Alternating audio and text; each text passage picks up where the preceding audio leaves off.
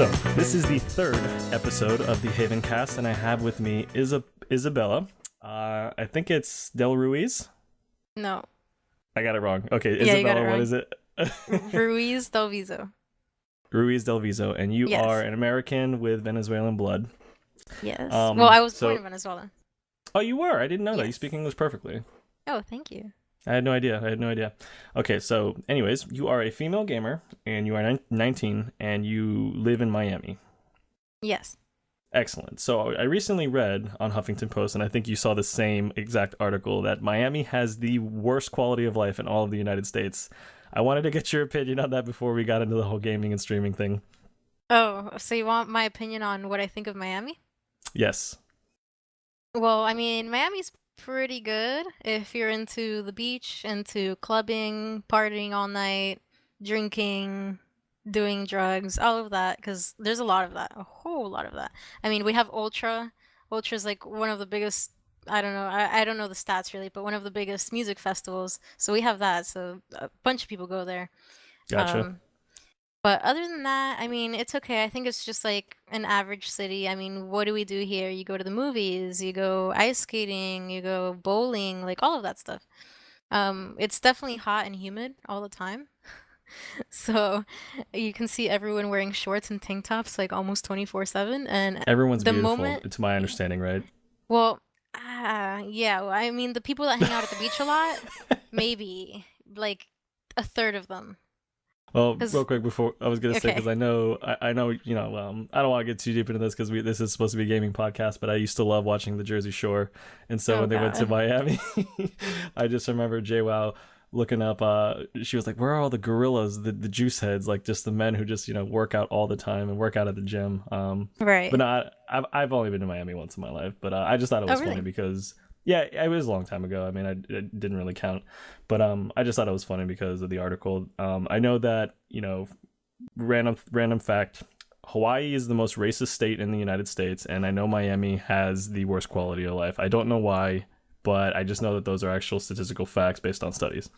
Miami is really diverse. I'm not sure if that contributes to it. I mean, you walk into a store here in Miami and they literally start talking to you in Spanish. Right, right. Everywhere. Everyone already assumes that you know Spanish. So I feel really bad for like the Americans that only speak English that live here because they'll walk into anywhere and people will start talking to them in Spanish and they will have no idea what's going on. So, Yeah, this is yeah. This is America. We speak American here. All right, so getting into gaming, um, how did you get into gaming exactly? Like, what made you want to start playing PC games, like MOBAs or anything? Like, what got you started in it? Well, I can't really remember exactly what got me started in it because I've been gaming since really, really, really little. But I do remember that I really, really enjoyed gaming with my dad when I was little. Back when I had a PS1, because yes, I am young. Back when I had a PlayStation 1, I would play games like Spec Ops or Medal of Honor or things like that with my dad. We'd play like every afternoon. I would have so much fun. So I think after that, and then yeah, we got a computer. So I figured computer games cool.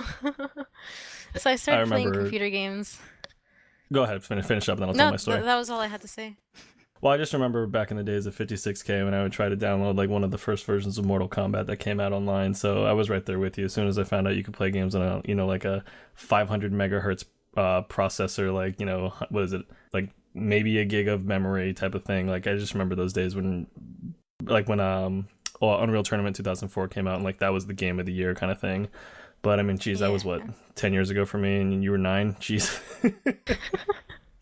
But Yeah, pretty much. that's cool. So getting into PC gaming, actually, I wanted to know what kind of rig are you running? I know you mentioned before to me, because we've known each other for a little bit, that you built your own PC, but do you happen to Oh have any specs? man. Oh, big time, big time, big time. My computer, I think I've spent like close to $3,000 on my computer now. I have the Corsair 750D for the tower. That's like they call it the full tower and they call the 650D the mid tower, but honestly the mid tower is like a full tower size and mine is just a monster. It's bigger than a full tower, any full Is tower it I've taller ever than seen. you? No, it's not. I'm pretty sure if my case was empty, though, I'm pretty sure I could fit inside of it. Like if Really? I curled up in a ball, I'm like almost positive I can fit inside of that. How tall are you by chance? I am 5'4". Oh my gosh, that would Yeah. actually be hilarious if one day you get rid of that case. You should definitely put that on Facebook or something like that. When I was in high school, I actually got into inside of a box because I used to be a technician in high school. So I Hmm. got inside of a box and people like taped me inside of the box and they carried me over to the head technician, one of the employees of the school, and I scared the crap out of him because I just I jumped believe out of it. the box.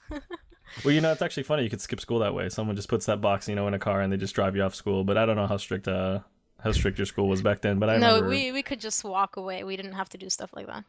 see here in Virginia, we have faculty roaming literally the parking lot, and they'll chase you down with the golf cart. But that's kind of funny. But Wow. Okay, back to my rig. yeah.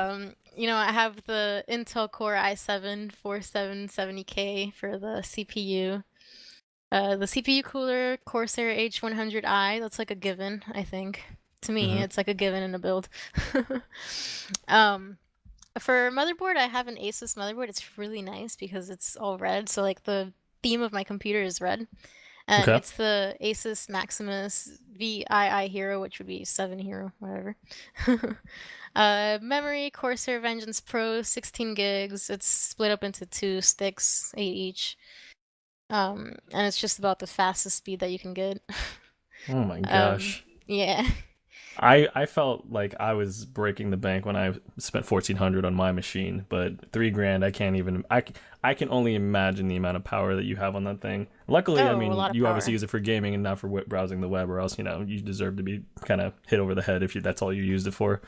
No, well, either way, I don't. I lately haven't been playing such graphic intensive games, Hmm. so it is kind of like a hit over the head.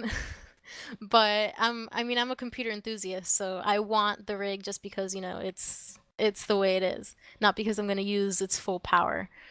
Right. Well, But I mean, also with what you have, I mean, that's going to be an investment for the future. Like, hopefully, that oh, of machine course. will last you 7 years. I mean, 5, 7 years, I think, would be the half life of the machine that it should last you. But anywho, going back to the questions, then. So you told me about your rig. Do you have any pictures of it on Facebook?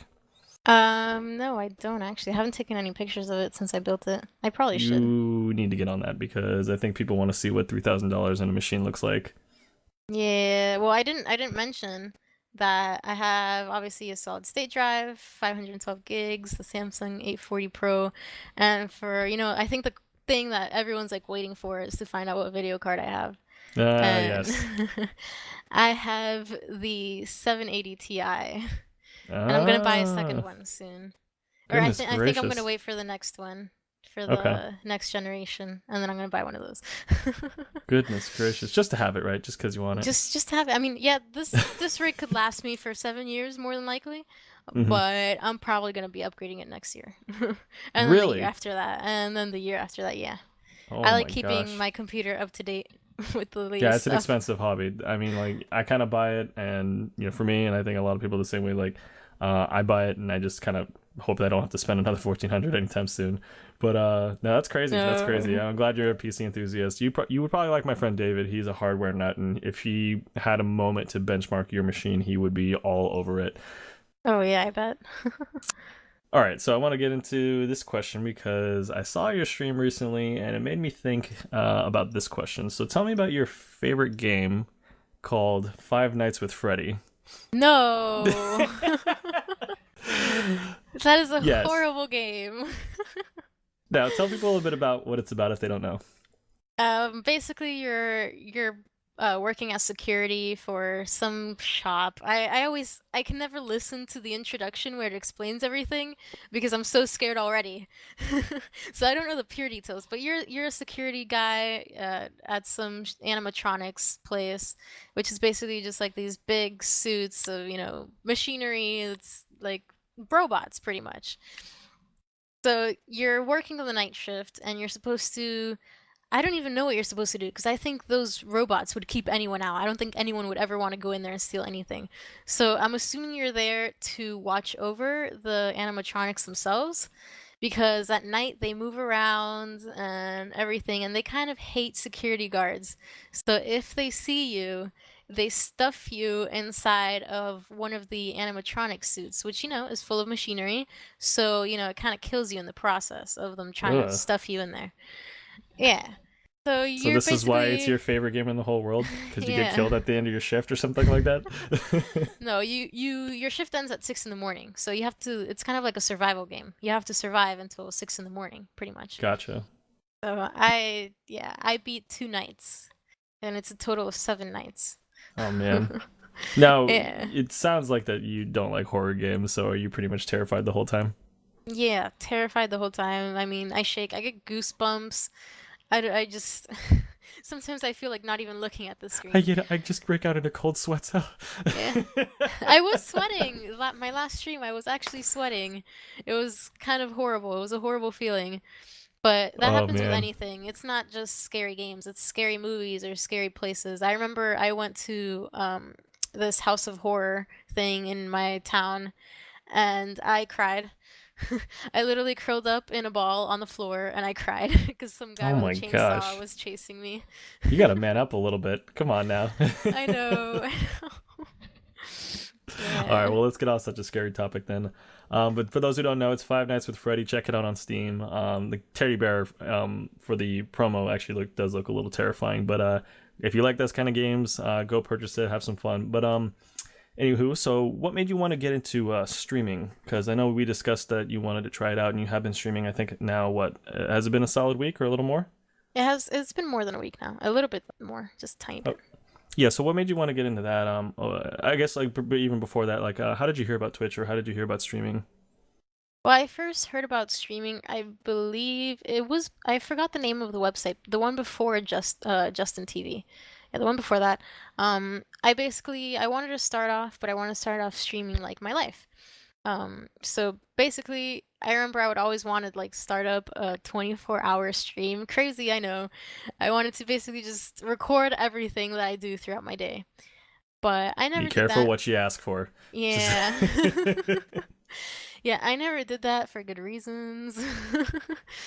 But then Twitch came around and I saw people streaming video games. I was like, cool, I can combine two things that I think I would really enjoy. Well, I already know I enjoy video games and I think I would enjoy streaming, so why not? But I thought of that, I think, like so long ago. I was always telling myself, oh, next month I'm gonna start streaming, and then, the next month after that, and the next month after that. I never started. But then this month I decided to start, well, it's and actually it's not that been hard. fun. Well, I was gonna say it's not that hard. Like, luckily, Twitch is actually user friendly, and they give you a guide on how to do everything.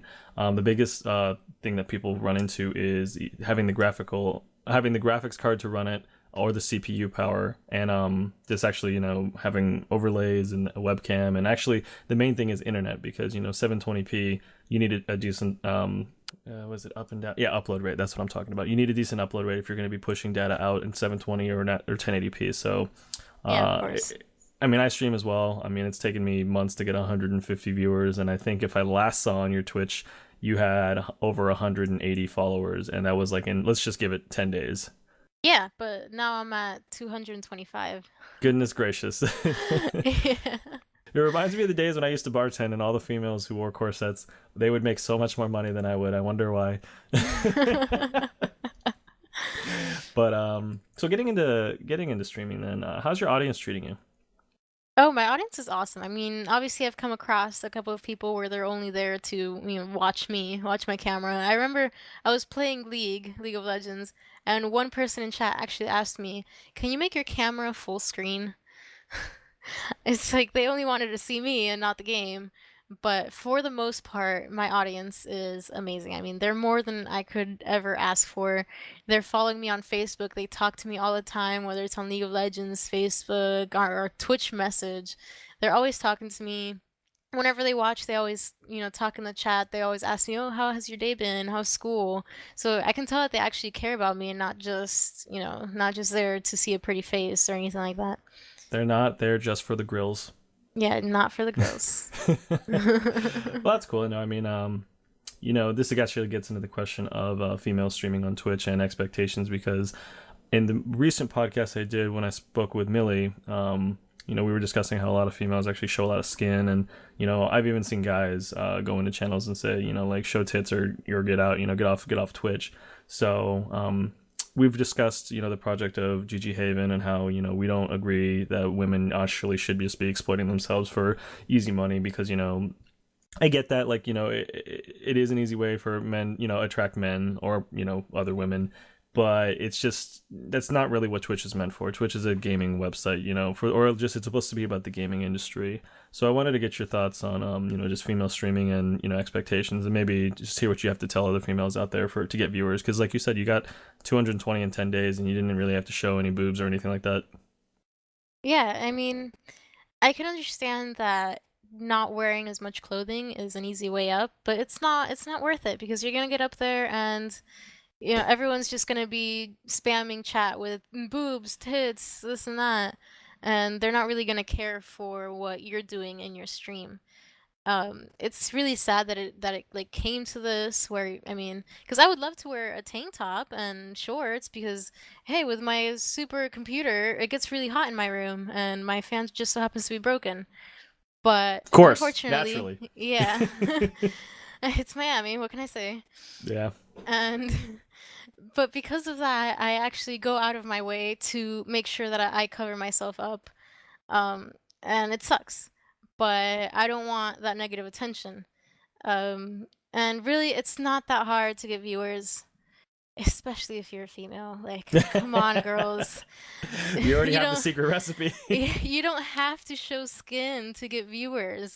That's a myth. You get more viewers, but you don't have to show skin to get viewers, period. All you have to Yeah, do is really engage with your audience. When they talk to you, talk to them back. Say whenever they follow you, say thank you. Just appreciate them being there, and they're gonna love watching you. That's really the top thing that you have to do. It doesn't matter if you're good at the game or not, really. now, But do you like being so accessible to your audience? Because I know basically kind of befriending everybody, it takes away a little bit of that mystery of, who the person is. But I mean, don't get me wrong, like, I'm on the internet playing games with other people because I want to meet them. But, since you're the center of attention, since you're the host, do you like being as accessible, or, is that a model you want to change on your channel? well, there's always a fine line. I don't give away personal details of my life or anything like that, but I definitely think that between the streamer and the viewer, there has to be some sort of relationship. There has to be a friendship of sorts. Even if you don't really know the person well, there has to be some sort of friendship. So it's definitely good to interact with viewers. And I mean, especially when you start beginning, because you don't have that many viewers when you start off. So it's easiest. But how do you keep those viewers? You keep them wanting to come back. You keep them wanting to say, oh, this girl is going to get big, or this guy is going to get big. And I want to be his friend so that when he does get big, he'll remember me or she. Right, right, right, right, right. So, I mean, I already have the regulars in my stream where every single time that I start streaming, they start typing in chat and I automatically remember their usernames. So I automatically remember they've been there all 5 of my streams that I've done so far. And those are the kind of people that you want to stick around. You want those people more than you want the people that are going to stick around for a day, spam your chat, whatever, you know?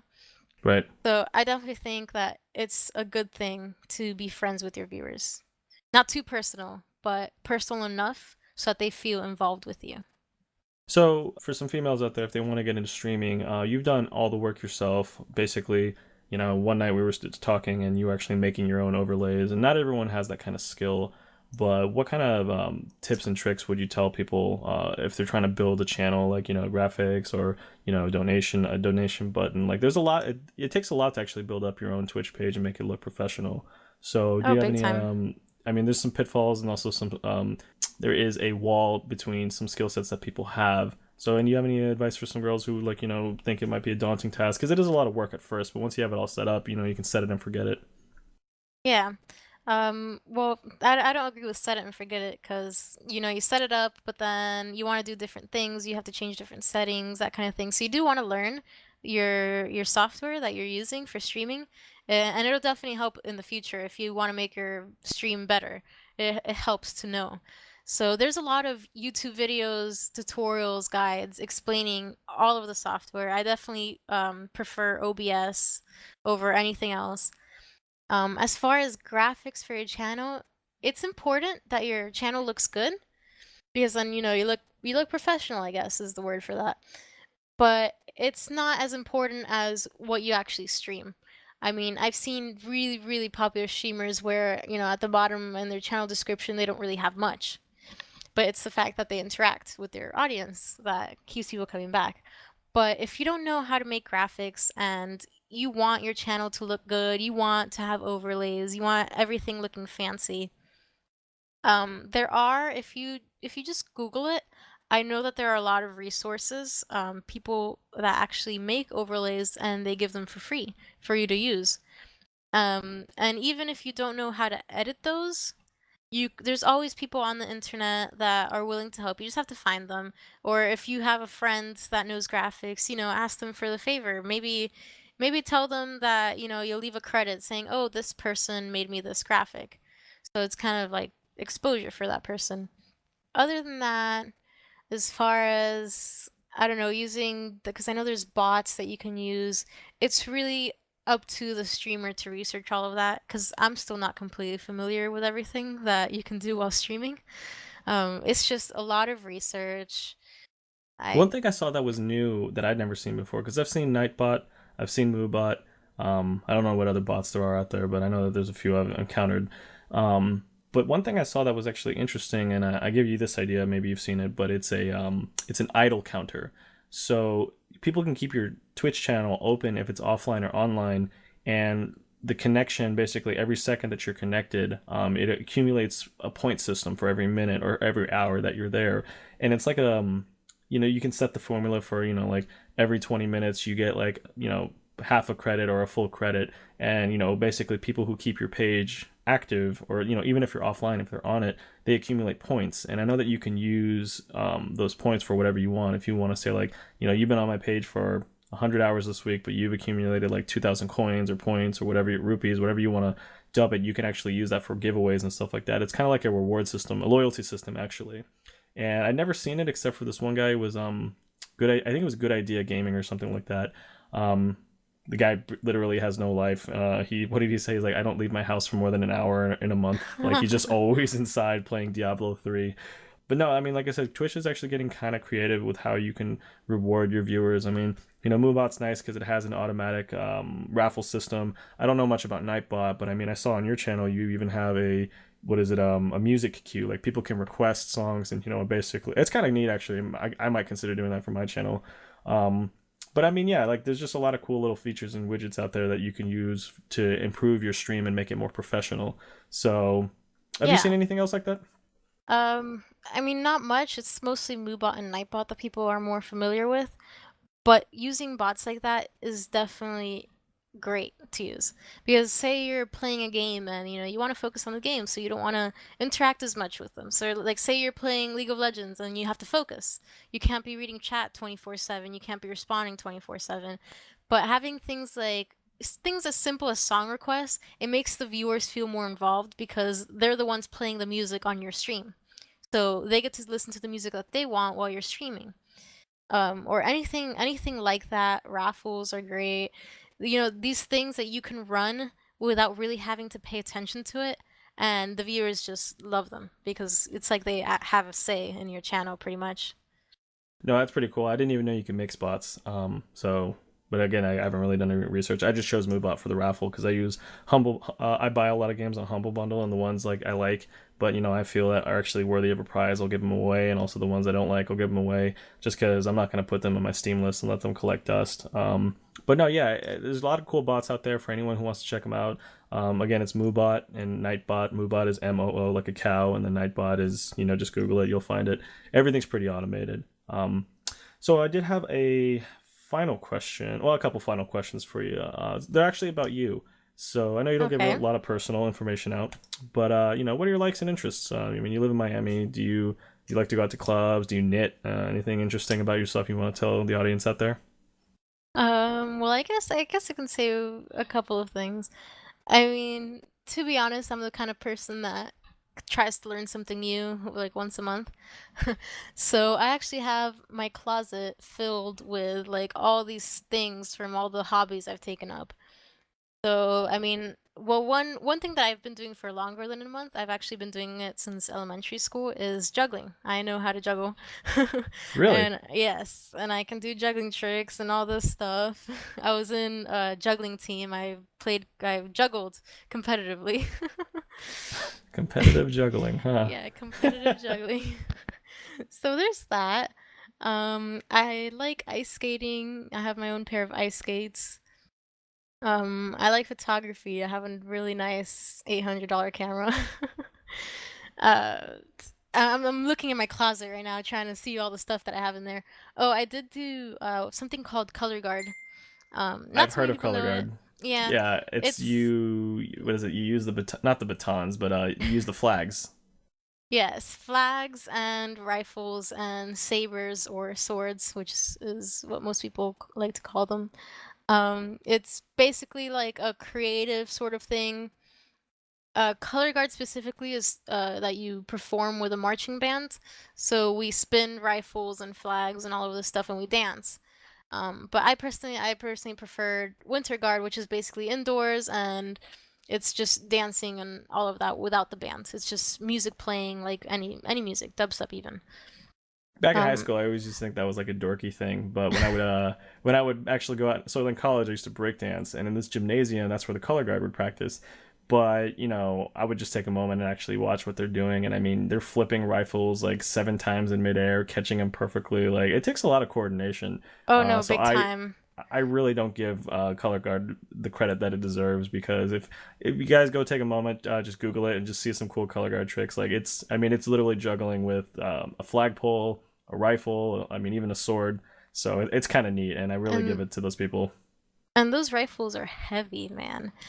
I remember one show that I went and I performed in because I was captain of my team and this one person uh that was part of the show, not on my team but part of another team, he he tossed the rifle up in the air, like I think it spun like 8 or 9 times in the air and it went really high, and when it landed it hit his foot, Ugh. and he probably broke that foot, but he continued performing and it was like a 7-minute song, and he broke his Mm. foot like in the beginning of the first minute. So he performed with a broken foot for the rest of the song. And there's something that I really did love about color guard is that all of the people that join color guard for whatever reason, they're always extremely dedicated to it and like motivated, and it's like the thought of them not performing with their team just crushed them. I really loved that about color guard.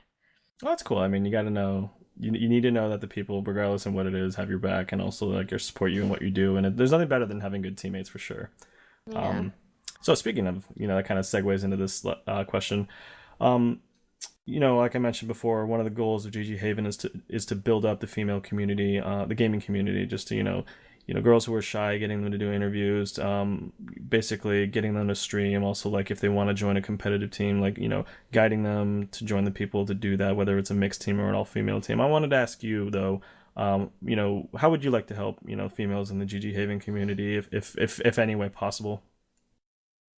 Well, I think definitely the best way to help them is to create a community where they don't feel like harassed, because that's the biggest problem really. Any game that you play, any community that you join, females are always getting harassed one way or another, and it shouldn't be like that. So with GG Haven, like I really want it to be a community where girls can come and have fun with both girls and guys and not get harassed and not have to go through that burden of having people ask them show feet all the time. So that's Yeah, that's the biggest way. yeah. That's that's definitely the biggest way to help. Um Yeah, and beyond women getting harassed, it's just I don't I like I'm sure you hear it all the time in League of Legends, but it's like just that toxic community where people talk down to you, belittle you. I mean, I hear it in Dota when I play here and there, but I mean, those kinds of communities, like they're very, very harmful for a player base, especially if you're not used to being made fun of, or if you don't have thick skin. And that's another thing with GG Haven. You know, that's why the tagline is a refuge for gamers, is that we actually really want to build what you were just describing as a place where people, not just women, don't get harassed, where you can just come have fun, and that's that. I know there's no such thing as a utopia, but you know, as this one Australian said, he said, filter out the scum and they will come. So that's what I'm gonna try to do. Yeah, that's good. Those Australians have a way with words. Yeah. All right, well, I want to give you the final moments here to shamelessly just, you know, plug whatever, your Twitch channel, your social media, just, you know, how can people reach you, and what's the best way, and also just go ahead, you know, anything you want to say about your Facebook or Twitch, go ahead. Well, I mean, the biggest way to contact me is through my Twitch channel. That's twitch.tv/Insomnibella. INSOMNIBLLA. But I have my Facebook linked on that Twitch channel as well. But the best way to contact me is messaging me through my profile on Twitch, or going to my Facebook page is also /Insomnibella. It shouldn't be too hard to find.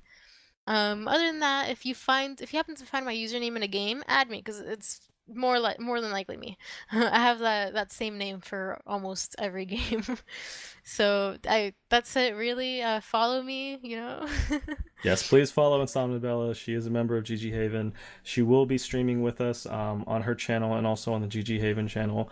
This will be at a later date, so yes, please follow her, support her as much as you possibly can, whether it's just by getting on the stream, or if you know you want to help out monetarily, you can contact her and find out how to do that. Again, like I said, we're all gamers here. We're supposed to be a community, so let's help each other out. And you know, whether you watch at work or you watch at 1 a.m, just, you know, basically just try and do your best to support the community out there, and also our project GG Haven. You can visit us at www.gghaven.com. If you need to if for whatever reason you can't get in touch with Insomnibella or Isabella here, you know, you can always message us and we'll poke her and see what she's up to. But anywho, thank you, Insomnibella and Isabella, for joining us on this podcast. We do appreciate it. No, of course. And I'll do anything. I appreciate that, and it's nice to have supportive people like yourself. So you take care, and I will talk to you soon. All right.